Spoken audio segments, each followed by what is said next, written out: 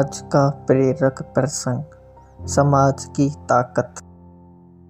दोस्तों, एक बार की बात है, एक आदमी था जो हमेशा अपने समाज में सक्रिय रहता था। उसको सभी जानते थे, बड़ा मान सम्मान मिलता था।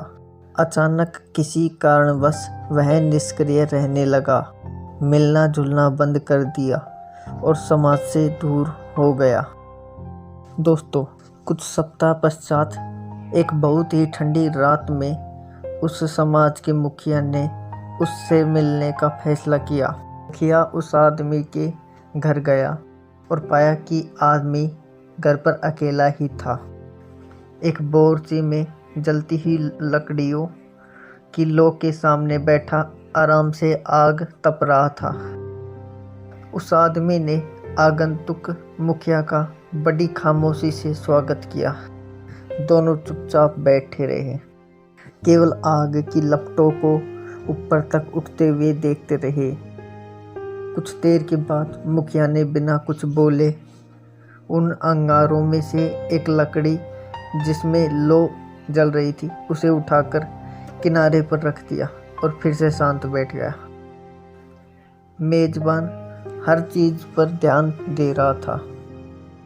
लंबे समय से अकेला होने के कारण मन ही मन आनंदित भी हो रहा था कि वह आज अपने समाज के मुखिया के साथ है।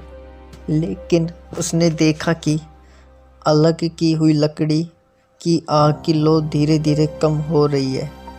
कुछ देर में आग बिल्कुल बुझ गई, उसमें कोई ताप नहीं बचा। उस लकड़ी से आग की चमक जल्द ही बाहर निकल गई। कुछ समय पूर्व जो उस लकड़ी में उज्जवल प्रकाश था और आग की तपन थी, वह अब एक काले और मृत टुकड़े से ज़्यादा कुछ शेष नहीं था। दोस्तों, इस बीच दोनों मित्रों ने एक दूसरे का बहुत ही संक्षिप्त अभिवादन किया। कम से कम शब्द बोले जाने से पहले मुखिया ने अलग की हुई बेकार लकड़ी को उठाया और फिर से आग के बीच में रख दिया। वह लकड़ी फिर से सुलगकर लो बनकर जलने लगी और चारों ओर रोशनी और ताप बिखेरने लगी।